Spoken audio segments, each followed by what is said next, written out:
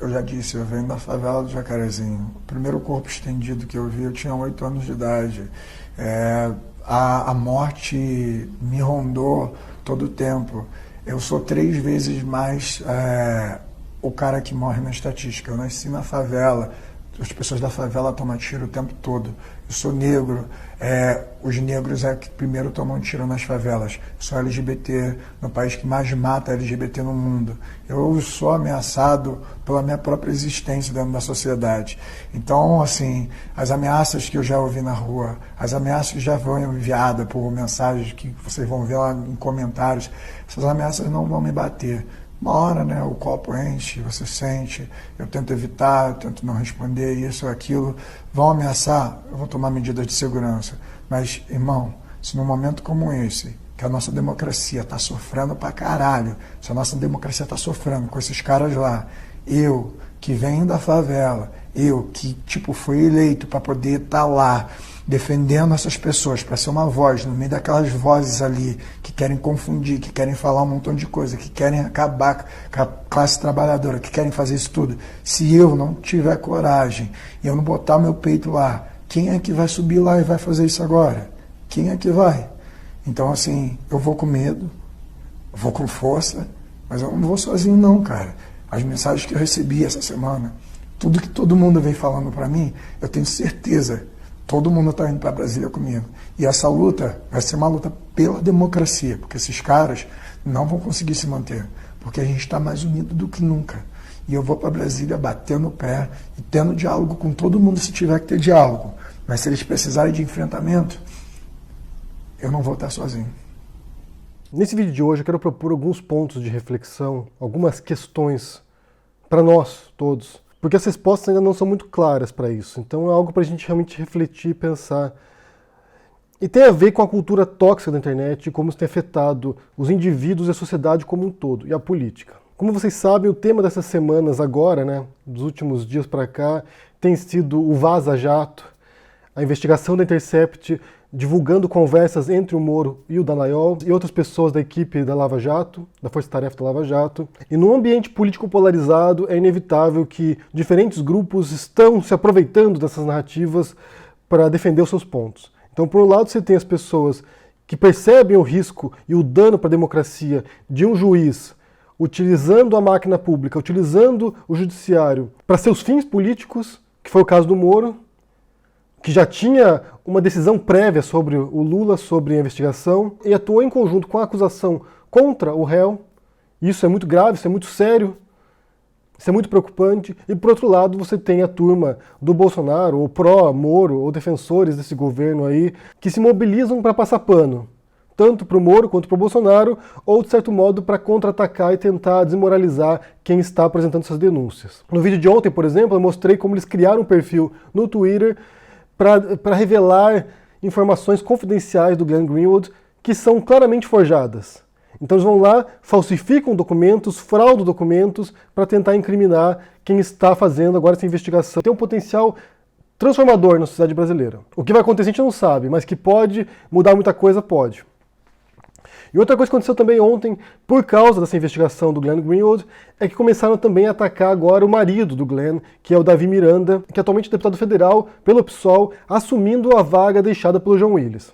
Eu já fiz vídeo sobre isso aqui, eu vou deixar para vocês na descrição aqui vários vídeos sobre esse assunto, envolvendo a perseguição política no Brasil, e você começa a rastrear aqui o histórico, né, nesses últimos meses, talvez um pouco mais de um ano, e você observa momentos onde essa perseguição política se torna realmente perigosa, ao ponto de levar à execução da Marielle Franco, que é simbólico nesse momento. De fato, o que aconteceu com a Marielle lá, o modo como ela foi morta por milicianos, provavelmente, até onde apontam as investigações até esse momento, já demonstra como a violência política já extrapolou o limite da mera ameaça, que já é grave, na verdade. E a gente não tem ainda uma resposta para quem é o mandante do assassinato. Mais de um ano desde a execução da Marielle e não se tem respostas ainda. E depois, ao longo desse período, várias pessoas, profissionais, professores, políticos, se viram envolvidos em ameaças e alguns foram embora do Brasil. Já falei também do caso da Débora Diniz, por exemplo, da Marcia Tiburi, do próprio João Willis também, que foi embora por causa das ameaças que eram gravíssimas contra ele. E quando o Davi Miranda assume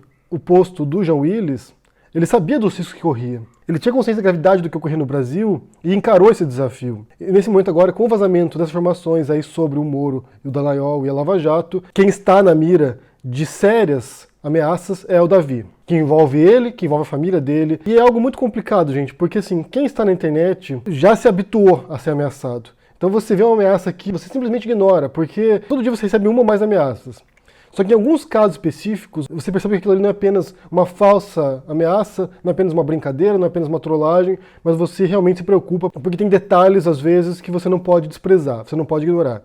O mesmo grupo que está ameaçando agora o Davi Miranda é o mesmo grupo que já ameaçou o João Willis, que já ameaçou a Débora Diniz, que já me ameaçou também, que nos obrigou a ir ter uma delegacia aqui na Europa para fazer uma queixa para nos precaver contra uma possível incriminação falsa contra nós aqui. É o mesmo grupo que persegue muita gente na internet, e que também foi responsável por crimes reais, fatuais, como em Suzano, e também na sua versão em língua inglesa, por um massacre em Christchurch, que aconteceu algum tempo atrás, no qual o extremista de direita saiu às ruas com rifles, entrou numa mesquita e matou dezenas de pessoas. E nesses grupos que você observa que há algumas pessoas que são mal intencionadas, que são maliciosas, maldosas, e que se aproveitam de pessoas desajustadas, que vão lá pedindo socorro, pedindo ajuda, pedindo suporte e encontram um grupo que reforça comportamentos nocivos e tóxicos. Então as pessoas maldosas se aproveitam de pessoas desequilibradas, que vão lá e cometem de fato um crime violento.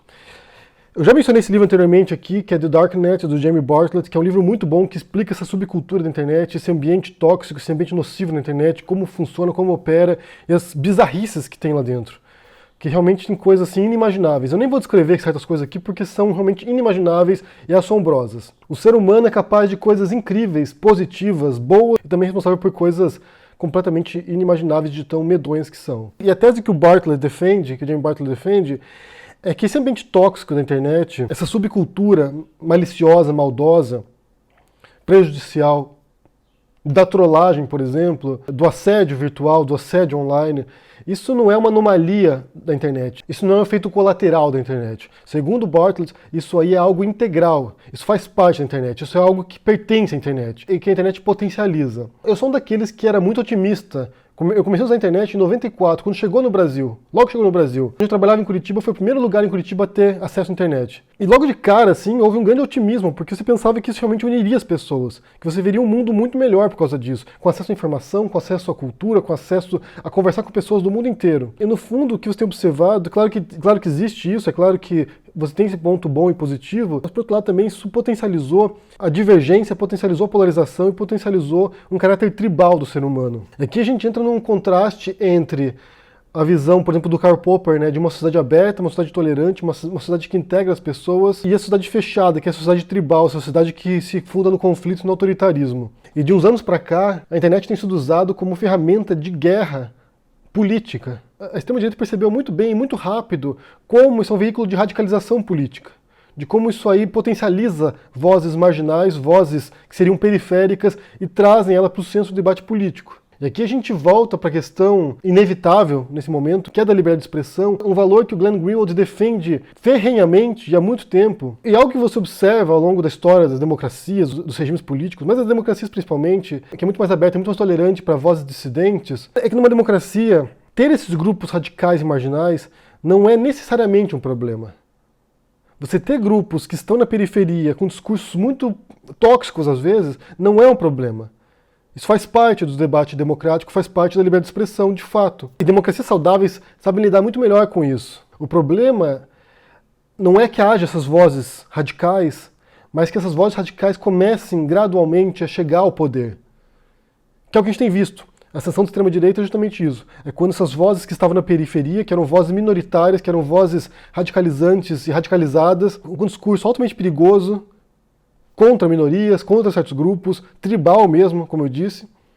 Quando essas vozes chegam a postos de poder, eles começam a ocupar espaço no parlamento, começam a ocupar espaço dentro do executivo, começam a chegar realmente a controlar governos. E sem dúvida nenhuma, essa ascensão agora que a gente vê nesse momento em particular tem a ver com a internet. E tem a ver com esses espaços que a internet potencializou de discurso radical, de congregação de pessoas com ideias parecidas, tóxicas, nocivas e que se encontram aqui em grupos na internet. Então essas ameaças, essas ondas de ameaças que a gente vê agora, essa onda de assédio virtual que se tornou algo epidêmico na internet, é justamente porque esse ambiente potencializa isso e congrega essas pessoas.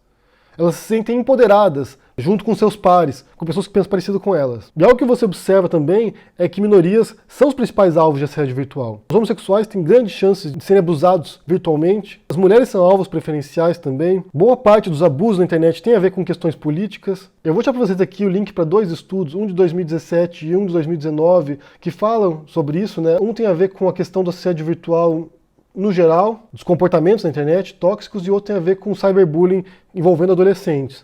Porque o seu filho adolescente, por exemplo, que tem 13, 14 anos, possivelmente pode ser vítima de cyberbullying também.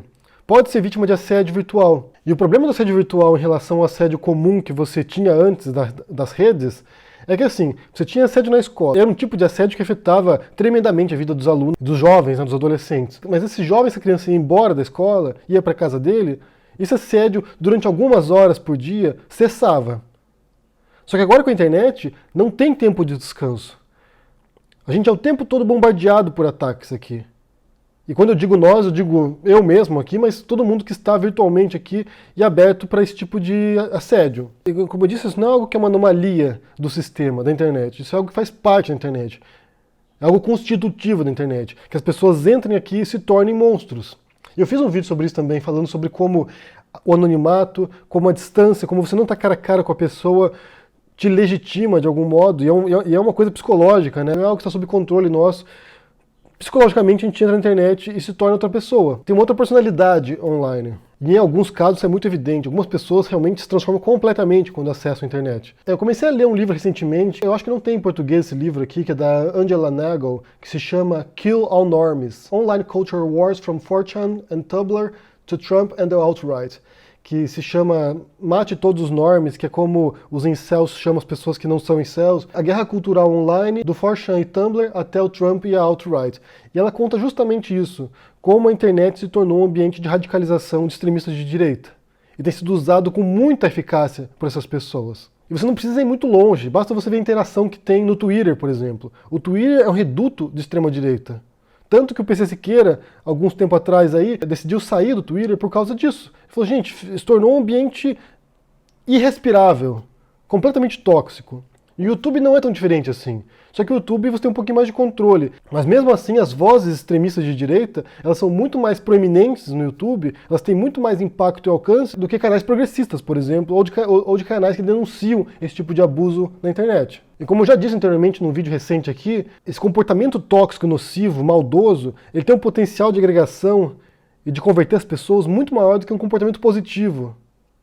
As pessoas são muito mais propensas a se unir para fazer o mal do que para fazer o bem. E isso é algo que você observa historicamente, não é algo recente também. Isso aqui você observa historicamente. Se você pegar os grandes massacres da humanidade, do século XX pelo menos, você observa que a apatia ou a colaboração é muito maior do que a resistência aos massacres e às atrocidades. As pessoas são muito mais propensas a colaborar com regimes autoritários, repressivos, que torturam pessoas e massacram pessoas, do que estão dispostas a resistir a isso e confrontar esse tipo de regime. Justamente porque esse tipo de política explora esse caráter tribal das pessoas.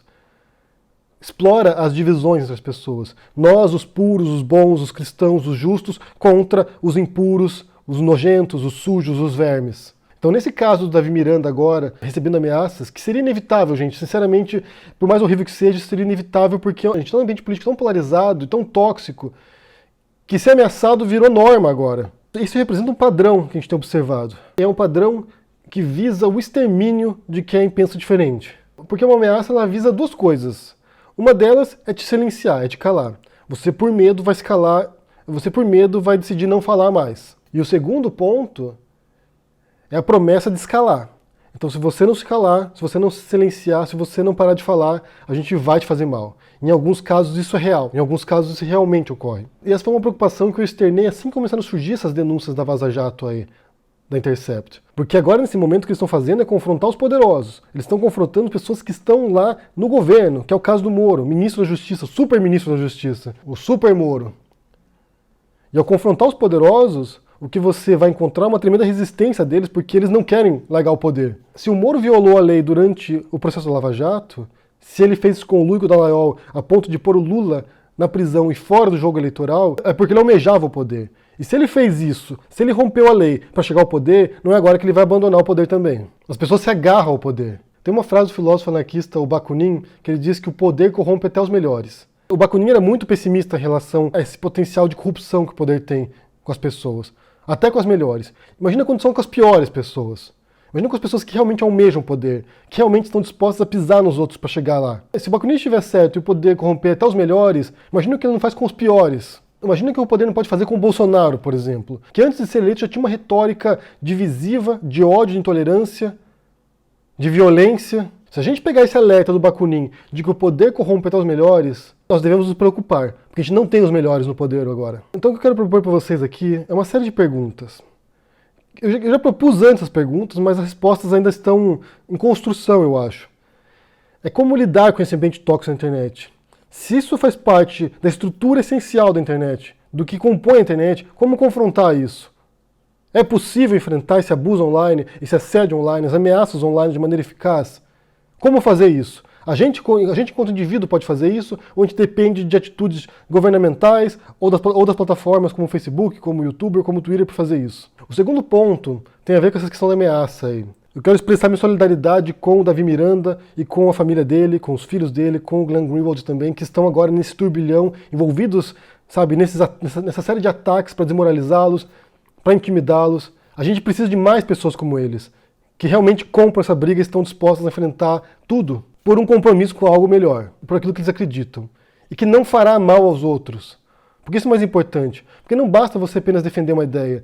É importante que a sua ideia não cause mal aos outros. E é isso que a extrema-direita brasileira não entende. Eles se acham os justos guardiões da moralidade, pessoas boas, só que o que eles defendem destrói a vida das pessoas. Então é isso, gente. Quero propor essas perguntas para vocês, quero saber o que vocês pensam sobre esses assuntos aqui. Deixe no comentário aqui embaixo, deixe joinha, assine o canal, ajude no Apoia-se, e a gente se vê por aí. Abraço e até mais. Tchau.